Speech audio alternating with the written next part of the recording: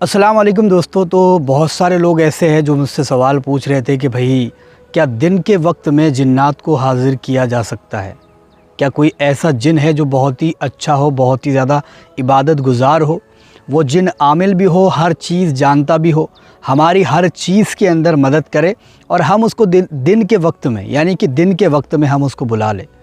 तो आज की इस वीडियो में इसी टॉपिक पर हम बात करेंगे कि दिन के वक्त में हम जिन्नात को किस तरीके से हाज़िर कर सकते हैं। और ये वजीफ़ा मुझे मोहम्मद ज़ुबैर अहमद ने बताया, जो हमारे भाई है जो बाहर देश रहते हैं। उन्होंने मुझे ये वजीफ़ा बताया कि दिन के वक्त में भी आप जिन्नात को हाज़िर कर सकते हो।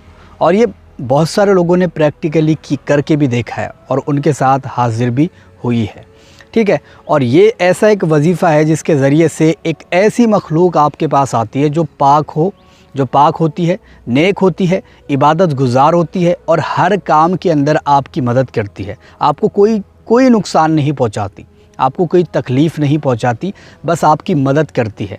और इनकी एक शराइत ये है कि आपको पाक भी रहना है और इबादत भी आपको करते रहना है।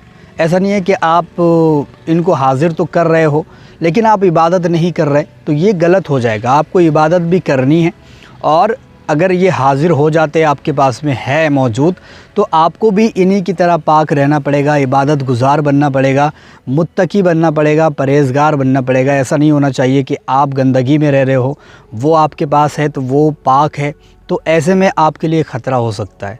ऐसे में आप पागल भी हो सकते हो, आपका दिमागी संतुलन जा सकता है पूरी तरीके से, आपको कुछ समझ में नहीं आएगा फिर, ठीक है ना। कुछ भी हो सकता है आपके साथ में। ये अगर गलत कामों के लिए भी आप इसको यूज़ करते हो, मान लो कोई गलत काम है, आप सोच रहे हो कि भाई मुझे तो एक दिन में करोड़ों रुपए की दौलत चाहिए, या फिर आप सोच रहे हो कि फ़लाँ लड़की को मैं अपने पास रख लूँ, उसको मैं हमेशा के लिए अपने पास उसको काबू में कर लूँ, कैद कर लूँ, तो ऐसा नहीं होने वाला। गलत कामों के लिए अगर इसको करोगे तो भूल करके भी मत करना, आप पागल भी हो सकते हो। यही मैं आपको बता दे रहा हूँ, सबसे बड़ा पॉइंट यही है कि आप इसके ज़रिए से पागल हो जाओगे, दिमागी संतुलन आपका पूरी तरीके से बिगड़ जाएगा, ख़त्म हो जाएगा।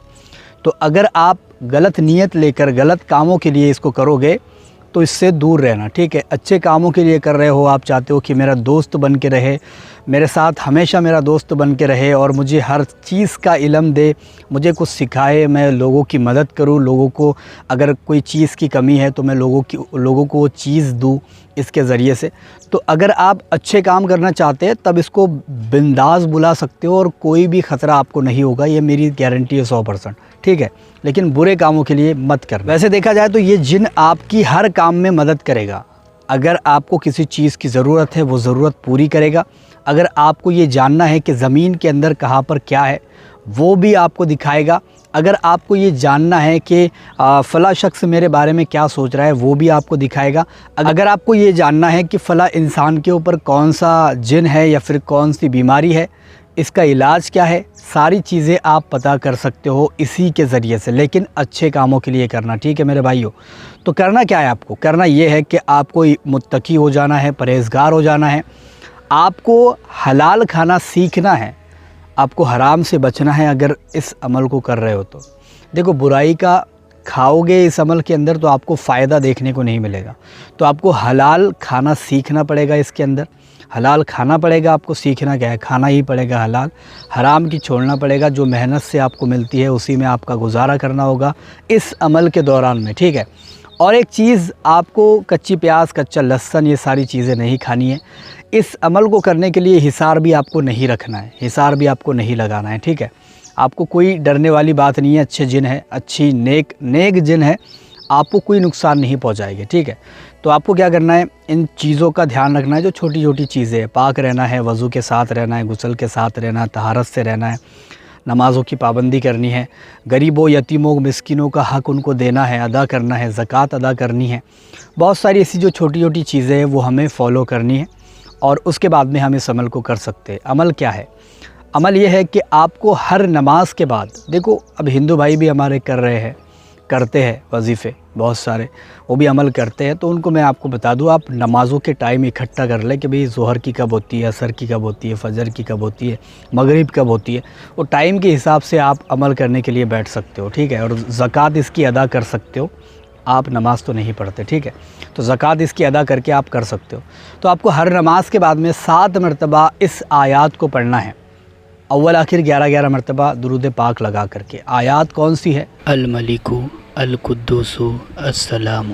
اس آیات کو آپ کو ہر نماز کے بعد 7 مرتبہ پڑھنا ہے، 7 مرتبہ ہر نماز کے بعد آپ کو کثرت کے ساتھ اس کو 7 مرتبہ پڑھنا ہے۔ اول آخر آپ کو ایک مرتبہ یا پھر 11 مرتبہ یا پھر 3 مرتبہ درود پاک پڑھنا ہے۔ انشاءاللہ تعالیٰ ایک جن حاضر ہوگا اور آپ سے سلام عرض کرے گا، یا پھر آپ نے خود اس سے سلام عرض کر دینا، اور پھر وہ آپ سے سوال کرے گا، آپ اس کے جواب دے دینا، کیونکہ یہ عمل بہت زیادہ جلالی ہے اور بہت جلد اثر کر جاتا ہے۔